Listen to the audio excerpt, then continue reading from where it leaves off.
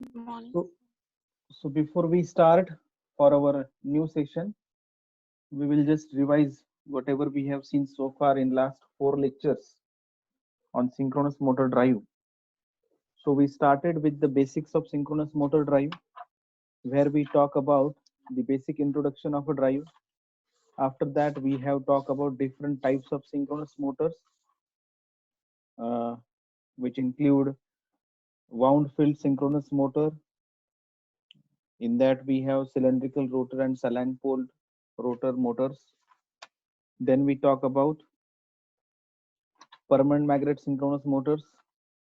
Then we talk about uh, synchronous reluctance motor and hysteresis synchronous motor. So we talk about these motors, basic introduction.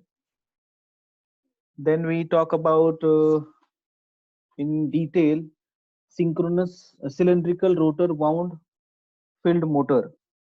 So where we have drawn an equivalent circuit of the synchronous motor, and with that equivalent circuit we have derived the expressions for the power, then torque, and we also derived the relation between power factor angle and torque angle or delta angle. So torque angle or power angle, that is delta. In that we have seen how to draw the phasor diagrams for all types of operations, which include lagging power factor, unity power factor, leading power factor. We have seen the operation for motoring operation and then for braking operation as well. So we have understood the difference between motoring operation and braking operation. In case of braking operation, your excitation EMF, in braking operation, excitation EMF, what happens to excitation EMF, whether it leads the voltage or lags the voltage. Uh, in case of braking operation, excitation EMF E leads the voltage and torque angle or power angle is negative. Whereas in case of motoring operation, your excitation EMF lags the terminal voltage, and your torque angle or power angle is positive. Depending upon that, we have plotted a torque speed characteristics. After that, we have seen salant pole wound field motor, and we have seen how to draw the vector diagrams for this motor for both braking operation and motoring operation. Here, one thing we need to understand that your stator current is decoupled into two components, one component along q axis and one component along d axis. So we have ISD and ISQ, right? So these two components we have, and accordingly that we need to draw a vector diagram. Again, in both the motors we have seen lossless circuit and a circuit with the stator resistance. Torque speed characteristics for the saline pole wound field motor is same as that of the cylindrical rotor wound field motor. So we have not seen separately that here for the saline pole wound field motor. After that, we have seen how to solve the numericals. To solve the numericals from the textbook we have discussed, and apart from that, we have also discussed one numerical which is unsolved in the textbooks, unsolved given in the textbooks. I think problem number 7.9. Now, last time when I was solving that numerical, I got different answers for the last term, that is torque, and I ask you why that answer is different from the answer given in the textbook to find out what is the problem with the my numerical. So one student replied me that I used different number of poles and that's why the answer is different. So I checked it, and actually I was using wrong number of poles for the numerical, and now with the correct number of poles, which is 6, the answer is coming same as that of the answer given in the textbook. On the basis of all these discussions, I have circulated an assignment which comprises 7.8, 7.9, and 7.10 numericals. Three numericals are there, and I have asked you to solve only one part of all these three numericals. That assignment and what problem to be solved, that is already circulated to you on the Google Classroom and also on the ERP. So you can see that, and actually yesterday was the last date for the submission of the assignment. So you can check it. If you have not submitted, you can submit it by today. Okay, so that I can provide you the answers to the remaining two problems. You can check it. So now today we will talk about the next point in our syllabus, and that is synchronous motor drive speed control, or speed control of synchronous motor drive. I hope I am audible to everyone. Okay. So our today's topic is synchronous motor drive speed control. Now, how this speed control can be achieved? Okay. So this we will discuss today. So here it is mentioned: synchronous motor runs at a synchronous speed or it remains standstill. As you know that synchronous motor runs at a synchronous speed or it remains standstill. Now synchronous speed is given by Ns is equal to 120 F by P, where F is frequency and P is number of poles. So synchronous speed is directly proportional to the frequency, as you can see from this expression. Synchronous speed Ns is directly proportional to the F. So synchronous motor speed can be controlled by varying the frequency. As number of poles, changing the number of poles is not feasible. Changing the frequency is possible, and we can vary the speed with change in the frequency. Due to the unavailability of economical variable frequency sources, right, this method of speed control was not used in the past. So earlier, when there were no variable frequency sources, it was difficult to control the speed of synchronous motor, and hence these motors were mainly used for the constant speed application. But with the development of semiconductor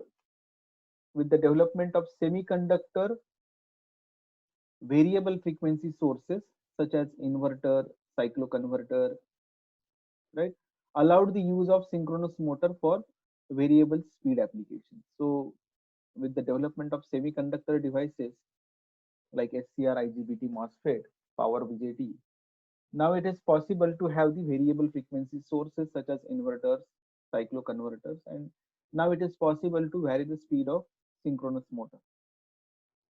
As we know that it is not a self-starting, synchronous motor is not self-starting. It has to be run up to near synchronous speed, same as that of the induction motor, by some means, and it can be synchronized to the supply. If we talk about the starting methods of the synchronous motor, then we have using an auxiliary motor and using damper winding.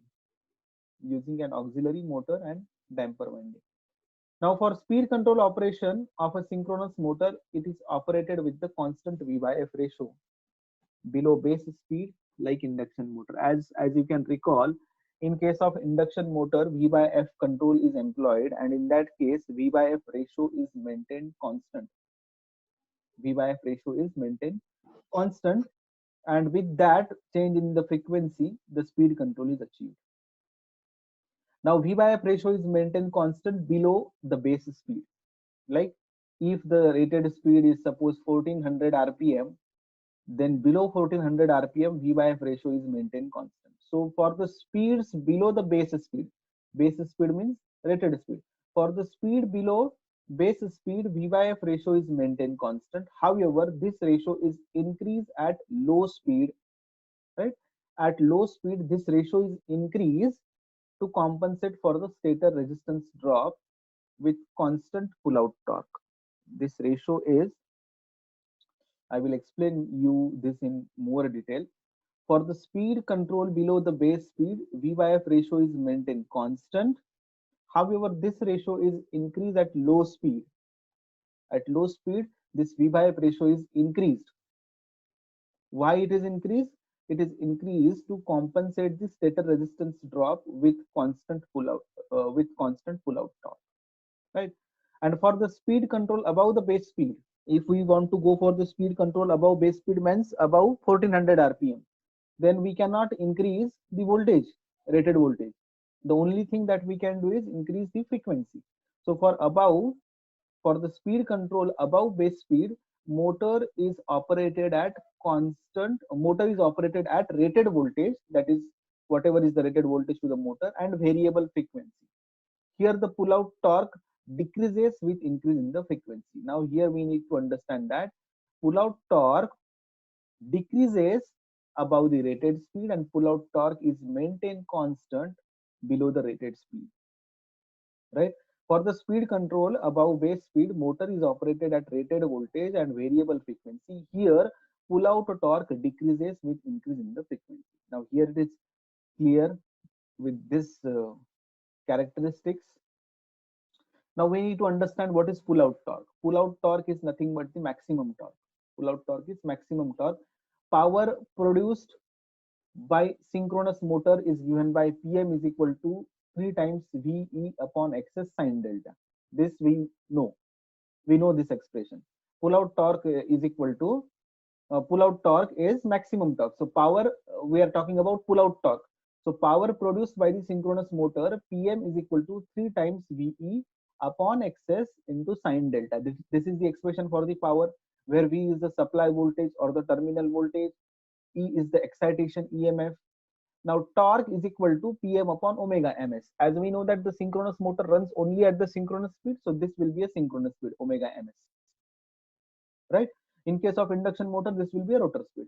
So torque is equal to Pm upon omega ms is equal to 3 into Ve upon omega ms XS sine delta. For a given value of supply voltage, frequency and excitation EMF, torque will be maximum when delta is equal to 90 degree. Please remember that for pull out torque, your delta is equal to 90 degree. That means sine delta is equal to 1. For a given value of supply voltage, frequency and excitation EMF, the torque will be maximum when delta is equal to 90 degree. So when I put delta is equal to 90 degree, sine delta will be 1. So pull out torque or maximum torque is 3 VE upon omega ms XS. 3 VE upon omega ms XS. This will be your pull out torque. This will be your pull out torque. Any increase in the torque beyond this value, this is known as pull out torque. Any increase in the torque beyond this value, if the torque is increased beyond this value, will cause the motor to slow down and the synchronism is lost. Please note that any increase in the torque beyond this value means beyond maximum torque, will cause the motor to slow down. That will, the speed will decrease and it will lose its synchronism. It will come out of the synchronism. Synchronism will be lost. Synchronous speed, because rotor speed and the supply rotating magnetic field have the same speed, so it will come out of the synchronism. And this is nothing but called as the pulling out of the step. Pulling out of the step means to come out of the synchronism, right? Pulling out of the step. So any increase in the torque beyond this value will cause the motor to slow down and the synchronism is lost. This is nothing but the pulling out of the step, right? Now here, this is about pull out torque. So first thing is that pull out torque means maximum torque, and it occurs only when your power angle or torque angle is 90 degrees. So sine delta is equal to 1. That is your pull out torque, right? And any increase in the value of pull out torque will cause the rotor to slow down and it will come out of the synchronism, right? And that is called as pulling out of the step. That is called as pulling out of the step. Now let us talk about these two characteristics. Now here, if you recall, the similar kind of characteristics we have seen in case of the induction motor. On the x-axis we have torque, maximum torque, and minimum negative torque, positive torque, negative torque. Now this positive torque is nothing but the motoring operation, negative torque means braking operation. Please remember that positive torque is motoring operation, negative torque is braking operation. Pull out torque is a maximum torque. So along this we have a pull out torque. Along this axis we have a pull out torque, right? And here also we have negative pull out torque or pull out torque in the braking operation. Pull out torque in the braking operation. Now here it is mentioned, I will go back to this slide. Okay, here. For speed control operation of the synchronous motor, it is operated with the constant V by F ratio. Now, why constant V by F ratio? Why V by F ratio is maintained constant? Here it is mentioned. Why V by F ratio is maintained constant? Because V is proportional to frequency and the flux, right? If frequency is decreased, now this term, if F is decreased without changing V, phi will increase. Please note that if F is decreased without changing V, then phi will increase and motor will be saturated. As a result, magnetizing current will increase, and this magnetizing current or increase in the magnetizing current will distort line current and line voltage. As a result, core losses and stator copper losses will increase, and it produces high pitch acoustic noise. It will produce high pitch acoustic noise. So this is about decrease in the frequency without changing voltage. What happens if frequency is increased without changing the voltage? Then flux, decrease in the flux beyond the rated value decreases torque capabilities. So here we have seen the effect of increase in the flux. Similarly, we need to analyze the effect of decrease in the flux. So decrease in the flux beyond rated value decreases torque capabilities of the motor. Hence, V by F ratio is constant. Hence, V by F ratio is maintained constant, right?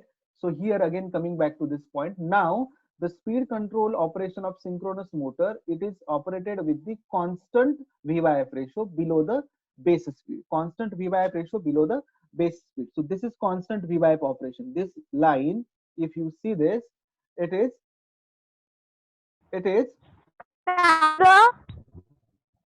this line is constant operation. V by F ratio is maintained constant. V by F ratio is maintained constant, and here we have positive pull out torque, here we have negative pull out torque, right? Now here below the base speed, this ratio is maintained constant. As you can see, this is a straight line, but at low frequencies, here we have some constant value of V by F, some constant value of V by F, right?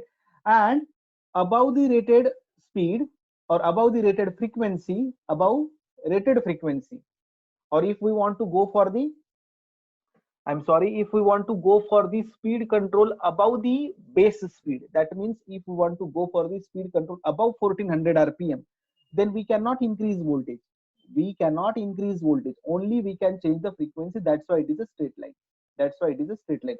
And below the base speed means below 1400 rpm, we can have this as a linear relationship where V by F is maintained constant, where V by F is maintained constant.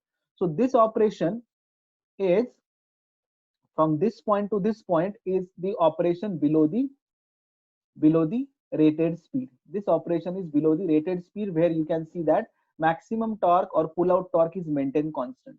But as we go for the operation above the base speed, above 1400 rpm, then your pull out torque decreases. Then your pull out torque decreases like this. Then your pull out torque decreases like this. But here one thing we need to understand, why there is some value of or some constant value of the V by F ratio at the beginning. If you recall the discussion about the induction motor, then we have seen one expression in the numerator. We had the operation of, we had the terms for the stator resistance and the stator inductance.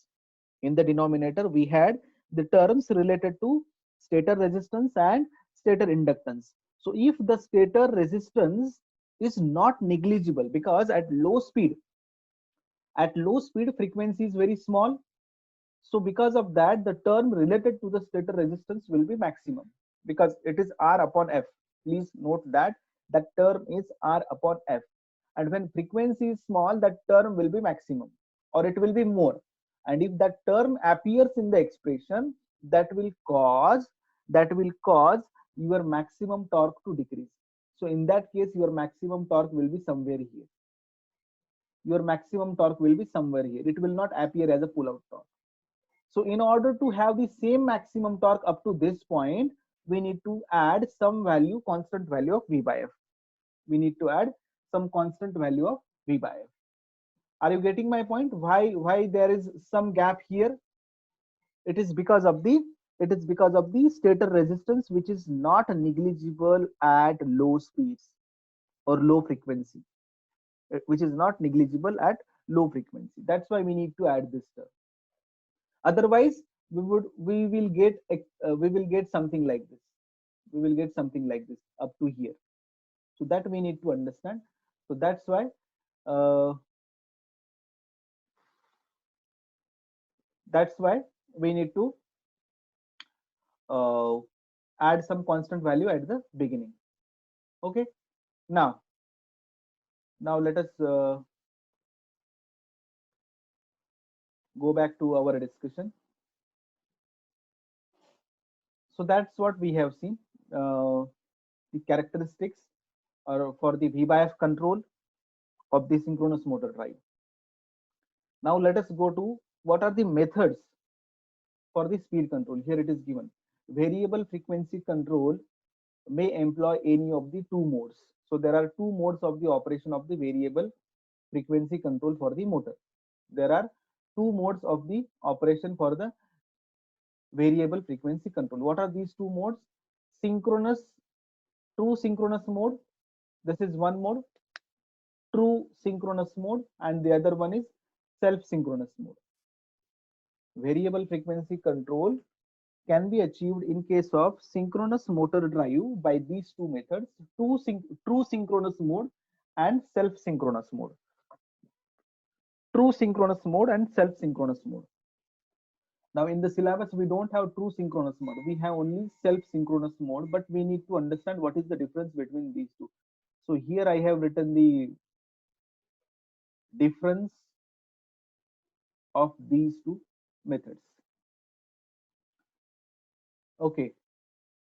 Now this is true synchronous mode and this is self-synchronous mode. So what is true synchronous mode? Stator supply frequency. In both the cases, we need to vary the frequency of stator supply.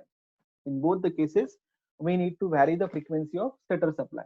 So stator supply frequency is controlled from the independent oscillator. In case of true synchronous mode, stator frequency is controlled from an independent oscillator. Stator frequency is controlled by an independent oscillator. And so here you can see that this part. Okay, this part you can see.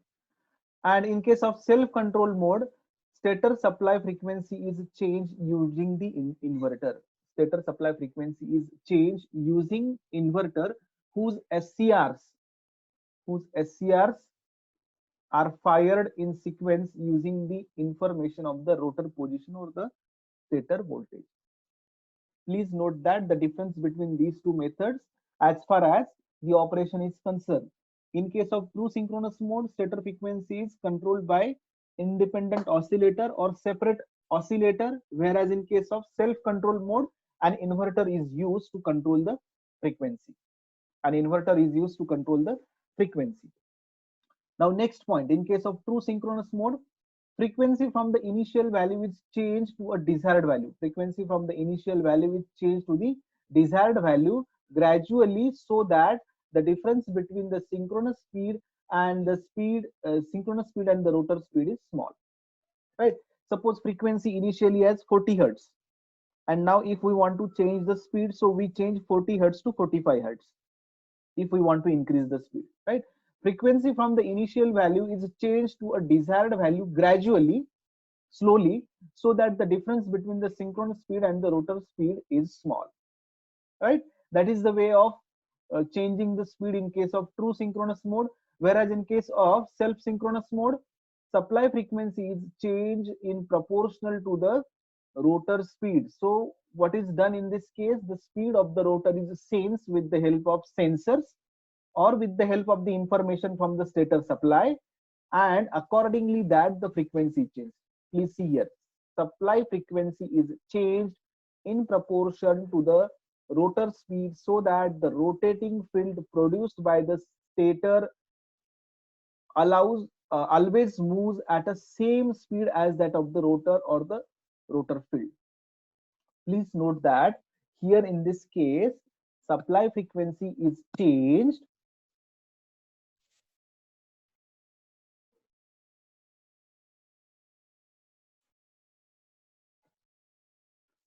So please note that in this case, supply frequency changed. Supply frequency changed.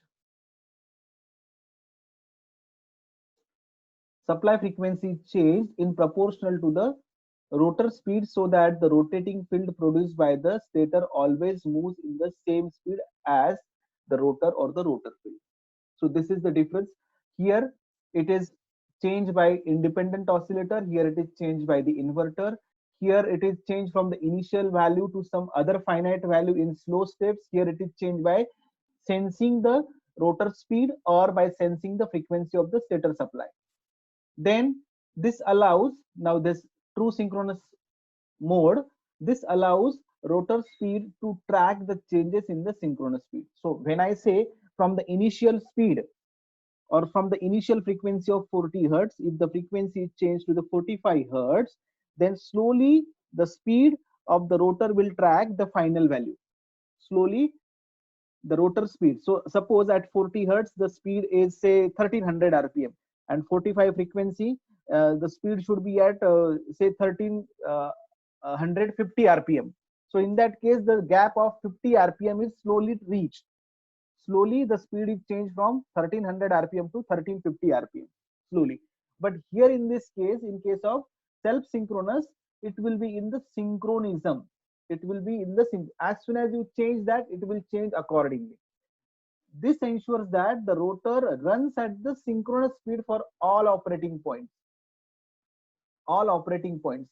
In case of this method, uh, the speed is slowly tracked, whereas in this case, for all operating points, we maintain synchronous speed. For all operating points, we maintain synchronous speed, right? When the desired, again in case of true synchronous speed, when the desired synchronous speed is reached, rotor pulls into step after hunting oscillation. So when it reaches to the desired speed, like you know that overdam system has a response, oscillatory response, something like that, it will regain its synchronous speed. But here in this case, there is no hunting and there are no oscillations. It will smoothly track the synchronous speed. It will smoothly track the synchronous speed, right? Variable frequency control not only allows, now in case of synchronous, true synchronous mode, variable frequency control not only allow the speed control, but it can also be used for the smooth starting and regenerative braking operations. This is also used for smooth starting and regenerative braking, as long as change in the frequency are slow enough for the rotor to track the changes in the speed. So as long as your change in the frequency, that means from 40 hertz to 45 hertz, that as long as this change of 5 hertz is small to track the rotor from the initial speed to the final speed, initial speed to the final speed, this is suitable. This method is suitable for starting and regenerative braking operation. But if that speed change is large, in that case, motor will go for more oscillations and it will come out of the synchronism, right? Alternatively, in case of self-synchronous mode, sensors are mounted on the stator to track the rotor position. These are called as rotor position sensors. The frequency of signals frequency of the signals generated by these sensors is proportional to the rotor speed. Frequency of these signals generated by the sensor is proportional to the rotor speed. That's why it is always in synchronism for all operating points. Here it is mentioned, it is always in synchronism for all operating points, right? Then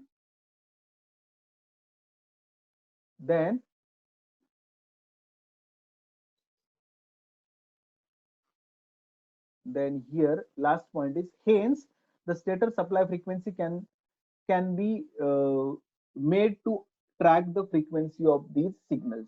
Stator supply frequency can be made to track the frequency of these signals. So this is the basic difference between the true synchronous mode and self synchronous mode. Again I repeat, in case of true synchronous mode we use independent oscillator, in self synchronous mode we use inverter. All right, in case of true synchronous mode, from initial frequency the frequency is changed, either increase or decrease depending upon the requirement of the speed to be increased or decreased, and in that case the rotor speed will track the synchronous speed, rotor speed will track the synchronous speed. But whereas in case of self synchronous mode, at all the operating points the rotor maintains synchronous speed. Here it is given, for all operating points rotor runs at the synchronous speed, right? Again, in case of true synchronous mode, as the rotor is tracking the synchronous speed, there may be hunting and oscillations, whereas in case of self synchronous mode there is no hunting and no oscillations, it will smoothly track the synchronous speed, so it is eliminated. For such applications motor may not require damper winding, right? And then true synchronous mode, this operation can also be used for the starting and regenerative braking, as long as the changes in the frequency are slow enough for the rotor to track change in the synchronous speed. And here alternatively, in this case, sensors are mounted on the stator to track the rotor position. These are called rotor position sensors. The frequency of signals generated by the sensor is proportional to the rotor speed. Hence, the rotor supply frequency can be made to track the frequency of these signals. So this is all about for today's discussion. Tomorrow we will discuss, or in the next lecture we will discuss more about the self-controlled synchronous motor drive employing load commuted thyristors. This is open loop operation, and then there is a closed loop operation. So I think this is enough for today's session. If you have any doubts, we can discuss. Yes, let me hear from you. If you have any doubt, you just tell me. Jayesh, can you hear me? Jayesh or Paras Jadhav? No? Anjali Fadol, Anjali Fadol, can you hear me? No one is hearing me. Pooja? No, sir, we can. They are not responding. That's why I said. Pooja, can you hear me? Yes, sir. Okay. Yes, sir. Have you understood today's topic? It was Yes, more sir. theoretical. It was more theoretical, maybe, as there Yes, were sir. no expressions and the problems. But I think it was very short topic. So we talk about the frequency control, VYF control. We have discussed the characteristics. Uh, then we have discussed two modes of operation for the frequency control, that is self-controlled and true synchronous control. So can you tell me the difference between these two, basic difference, Anjali?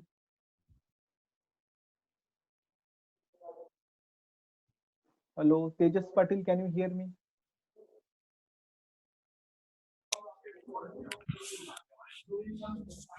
Girish Pagar,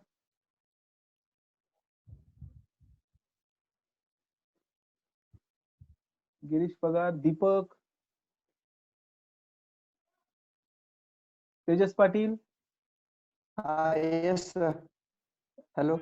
can you tell me the difference between true synchronous mode and self synchronous mode?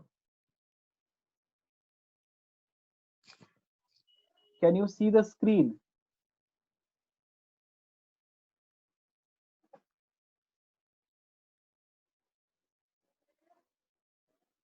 Hello, Aditi Pawar. So true synchronous mode uses an oscillator and self-synchronous mode uses inverter. Okay, okay. Any other difference?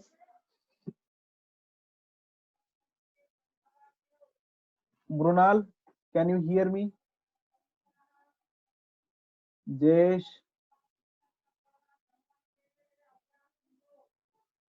Varsha,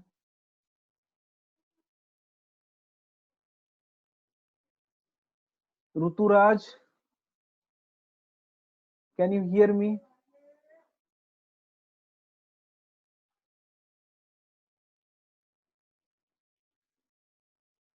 Paras,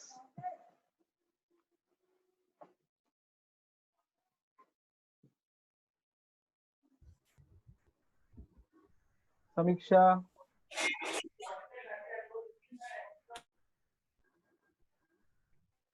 Raghavendra, what about you? Have you Yes, sir. understood? Yes, sir. Okay. So why that V by F ratio is maintained constant?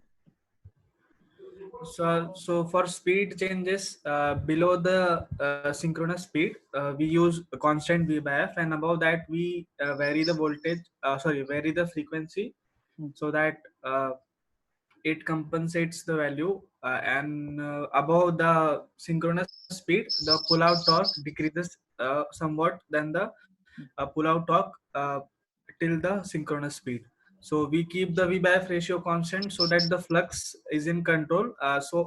Which in turn keeps the magnetizing current in control, or else it will lead to saturation in the motor. Okay. Ruturaj, can you hear me? Yes, sir. Can you tell me why that ratio, if you see this characteristics at low Sir, speed? the VY pressure is maintained constant so as to avoid the saturation of the motor core. No, that is okay. Uh, Why this constant term is introduced at the low speed? Why it is not starting from zero? Why this graph V by F ratio graph is not starting from the zero value? There is some constant value at the zero frequency. uh, Sir, we cannot make voltage zero directly. So that's why. Okay. Okay. So I think it is okay for today. I will share this with you. The next lecture we will see open loop operation and closed loop operation of synchronous motor drive. Okay. Yes, sir. Yes, sir. Yes, sir. Okay then. I will turn off this. Yes, sir. Thank you so much. Yes, sir. Bye. Bye bye.